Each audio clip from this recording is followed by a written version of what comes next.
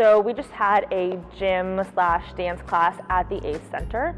They took us through negative 10-degree weather in the snow, and we danced our way through warmer climates and ended with, I believe, 10 degrees above in rain and our t-shirts and pants. It was a lot of fun. Something I learned about integrative teaching is that I think it's easier than we think it is. I think when we try to plan these lessons where we're incorporating more than one topic, we think really hard about how we're going to do it, where it's really we can take one thing, such as dance, and add in climate, and add in math, and add in, how much wind force do we need to be able to hold this pose or do things like that. And so I think if maybe we just boil it down and start with one topic and see how we can change our environment and how we can change what we're doing, it is a lot easier to incorporate a lot of things. So after this morning being able to freeze to death and then being able to sweat it out all in a matter of 40 minutes, we were engaged with math throughout it. Collaborative and between peers, and the group setting was just amazing. So ideally any kind of classroom activity where you have students in the desk, you want to try to be able to bring in some kind of collaboration or be able to try and marry more than one strand.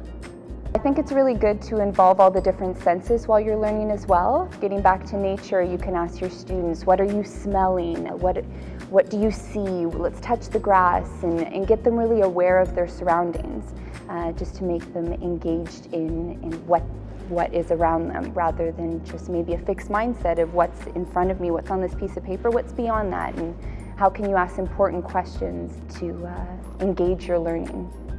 My favorite part was I didn't know what to expect, and when I first got in here and there was snow everywhere and crazy things were happening indoors, I got a lot more excited. It was a lot more engaging being in it than imagining what it could mean, and that opened up a whole other different side of it where I had different perspectives of how they did it and through the wind tunnel and how it worked, and it gave me an extra amount of questions as well.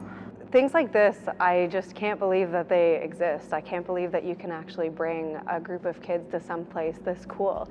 You can have wind, you can have rain, you can have snow, and any age of kids, you can bring them to somewhere like this and they'll think it's awesome, ridiculous, they can't even believe it. So showing them that science and math and all these different kind of curriculum areas can be this fun, I think would definitely bring kids back to not thinking that homework is just something that has to be boring. They'll be inspired by something like this. We want to get dance and movement as a way to have students learn. So it's a kinesthetic learning tool.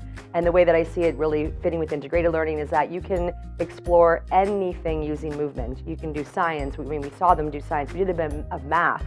We did some rhythm and hand math movements as well. But you can bring really any subject into movement, and that's what I want the students to take away when they're in their own classrooms, because their days are so busy teaching so many multiple subjects that if we can make dance and activity happen in the classroom while exploring another subject and doing that cross-curricular piece, that's sort of the goal and the vision.